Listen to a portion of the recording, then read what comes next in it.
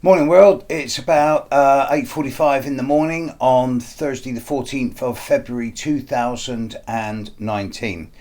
This morning at 10:52 a.m. UK time, Mars in the sky will move into Taurus.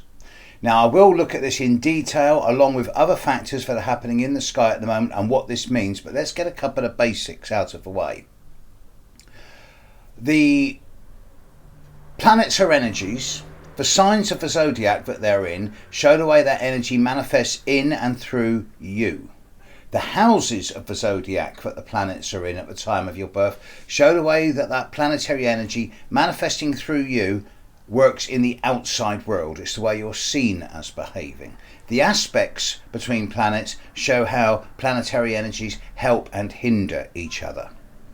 Now, the signs work from the start of Aries onwards. The houses work from the ascendant onwards. The first house starts with the ascendant onwards. The second house relates to the second sign of Taurus. The second house and Taurus is the next progression on from the first house, the first sign of Aries.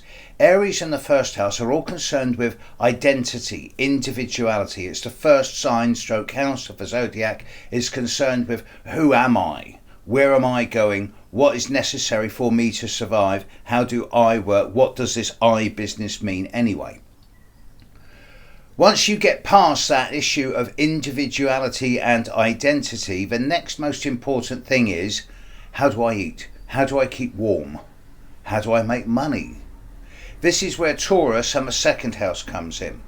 The second house relates to money, possessions, assets, resources, whereas Taurus deals with value systems. What is important to me? What do I appreciate and enjoy? What turns me on?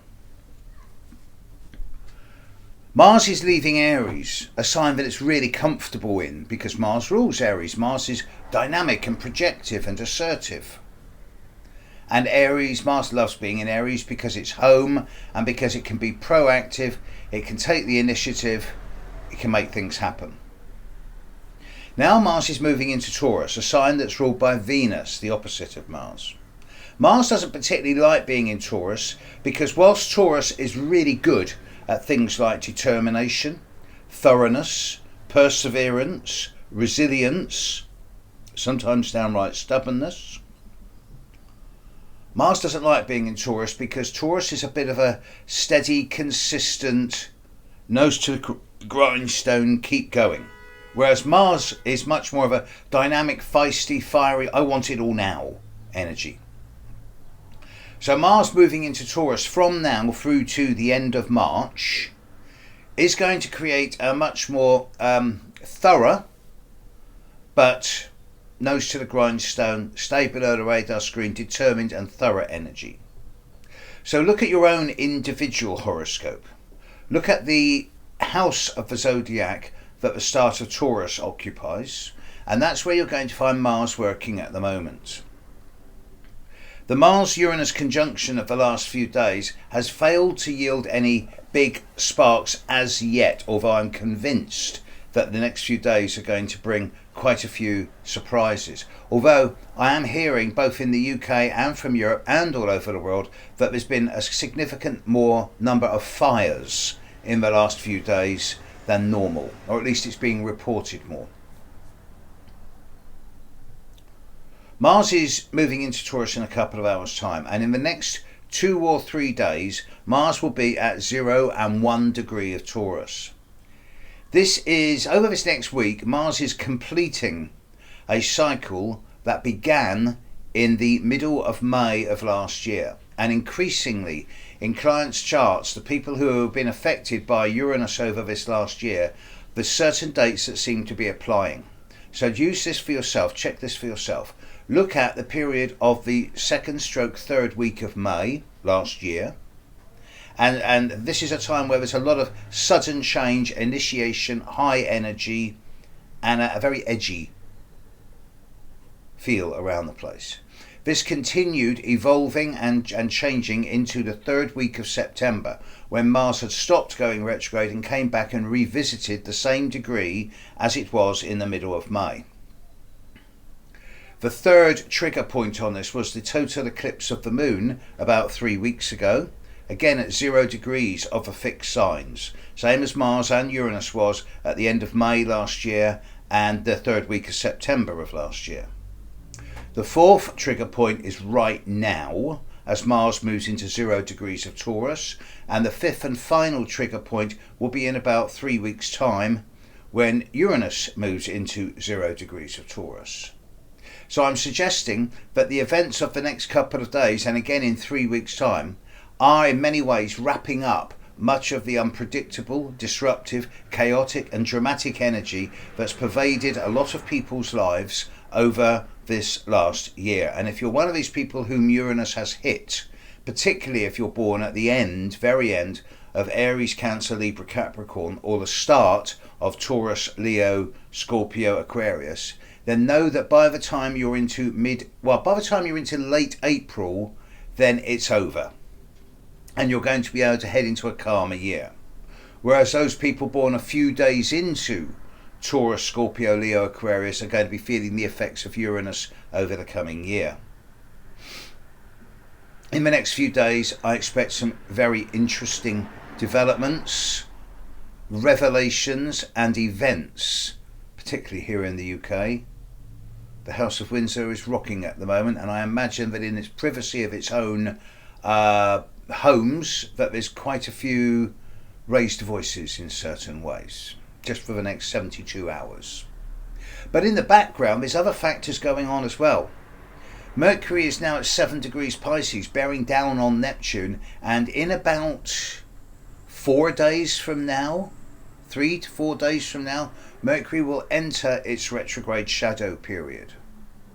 So there is a philosophy that says that over the next 3 or 4 days, get a lot of things done, because from sort of Monday onwards, Tuesday onwards at the latest, you're going to be entering a sort of 6 to 8 week retrograde shadow period where things might take a little bit longer than normal to get things done.